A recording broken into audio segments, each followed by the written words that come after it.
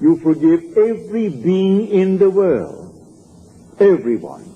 They're all playing their part. So don't condemn anyone, because everyone will be instrumental in fulfilling your dream if you know this law. It's all infinite states.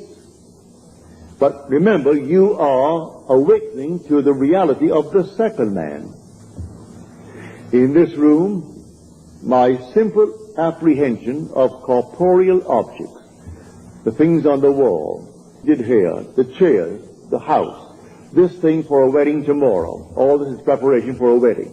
All this is, to my sense man, reality. And I think of something entirely different, and that is called only imagination. And that is the second man. Now, what do I want in place of what my senses are telling me? Let me now enter into that state and live it as though it were true, and move forward in that state. And I wanted them to have the joy of seeing the new presentation of Aida. So I went myself prepared in my imagination that I had 2 seats. So all we have to do is simply to widen, just widen a little bit our conception of causality, to actually forgive all in the world, to excuse everything in the world. They're playing their part.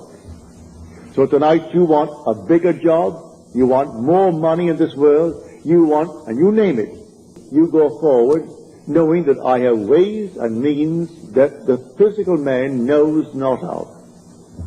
My ways, the inner man's ways, are past finding out. And you simply go forward in the assumption that you have already achieved what now is only a wish as far as the world is concerned.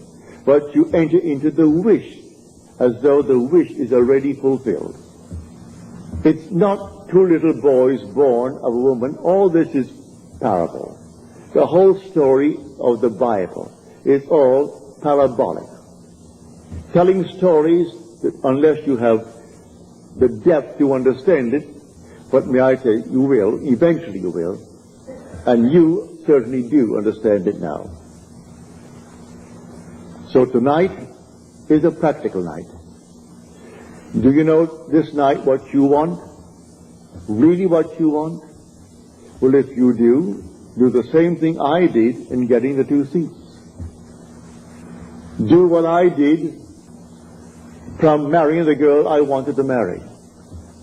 I simply assumed that she slept there, I slept here, and I went sound to sleep, and in 1 week, my wife did an act which certainly I must forgive.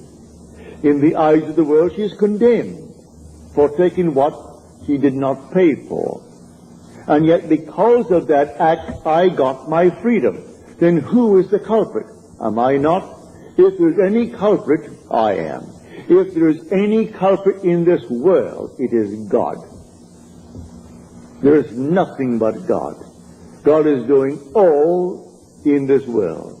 He created everything in this world. And so if in me he is the second man, and the second man is my imagination, and that is God. For man is all imagination, and God is man, and exists in us, and we in him. The eternal body of man is the imagination, and that is God himself.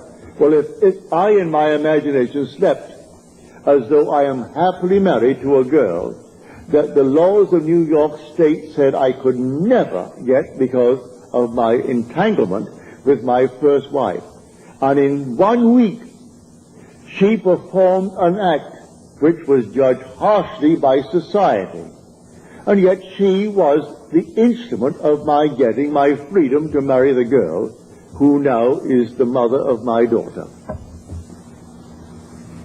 So how can I blame her who performed that act?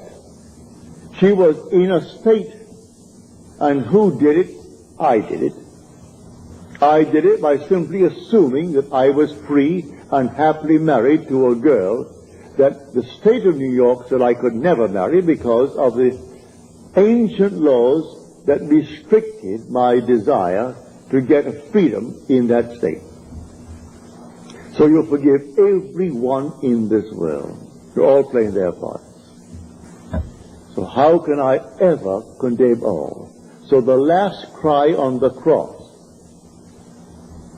Father, forgive them. They know not what they do. Forgive them.